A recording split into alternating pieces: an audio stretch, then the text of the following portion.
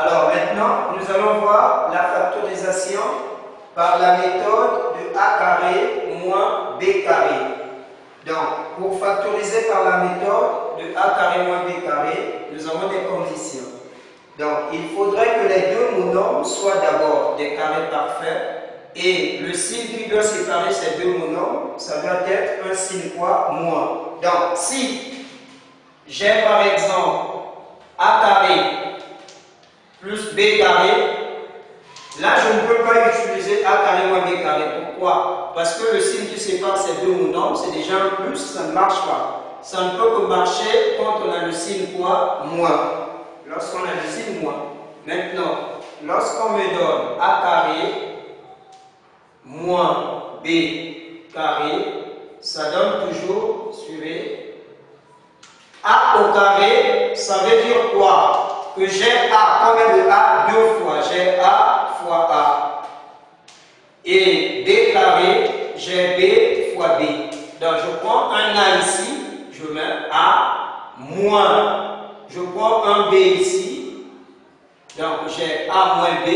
J'arrive ici, je prends a, le signe change, ça devient plus, et je prends un b.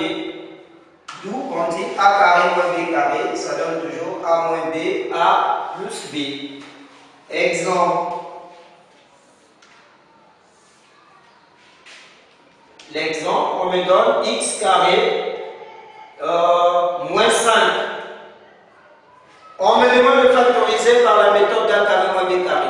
Avant de factoriser par a carré moins b carré, tu dois d'abord vérifier si ces deux monomes sont des carrés parfaits.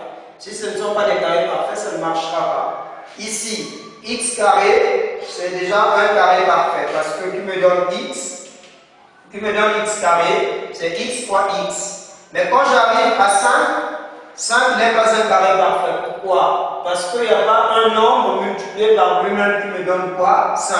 Donc ici, utiliser a carré moins b carré, ça ne marchera pas. Donc, je prends par exemple x carré moins 1 égale. On me demande de factoriser.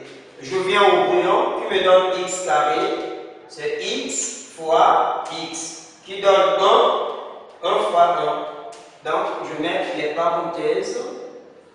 Je prends un x, moins, je prends 1 ici, et ici, je prends le x plus quoi? 1. Alors, la méthode a carré moins b carré, ne cherchez plus à développer. Dès que vous arrivez là, on s'arrête. Deuxième exemple, 9x au carré moins 49.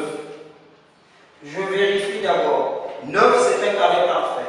X carré, carré parfait. 49, c'est déjà un carré parfait. Et le signe qui sépare ces deux monomes, c'est déjà quoi? Le signe moins, donc ça marche. Au brouillon, qui donne 9, c'est 3 multiplié par 3. Qui donne x carré, x fois x. Qui me donne 49, 7 fois 7. Donc, je mets les deux parenthèses. Je prends 3 et x. Donc, ça donne 3x. Moins, je prends 7. Et j'arrive ici. 3x. Et le signe change. Plus 7. C'est tout. Un autre cas. 81 moins 4x carré.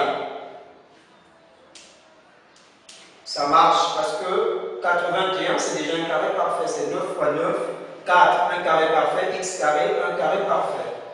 Ça va marcher. Donc, qui me donne 81, c'est déjà 9. Donc je mets 9 moins. Ici je prends 2, ici je prends x. Donc 2x. Et par là, 9 plus 2x, et c'est tout. Voilà la factorisation par la méthode d'a carré moins b carré.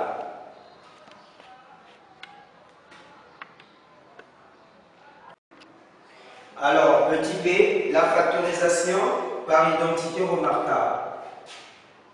Pour factoriser par identité remarquable, il faudrait que le premier monombre et le dernier monombre soient des carrés parfaits et on prend le signe qui sépare le premier et le deuxième monombre. Alors, je prends un exemple. A carré plus 2AB plus B carré.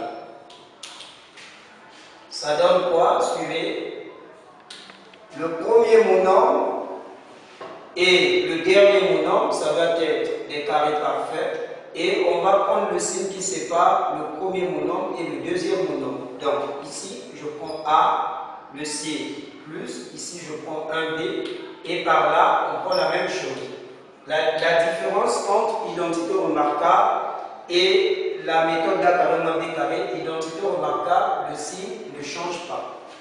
Exemple, 9x carré moins 15x plus 4. On me demande de factoriser par identité remarquable. Carré parfait. Donc, je prends 3x, le signe moins, je prends 1, 2 ici, et là, 3x moins 2. Voilà la factorisation par identité remarquable.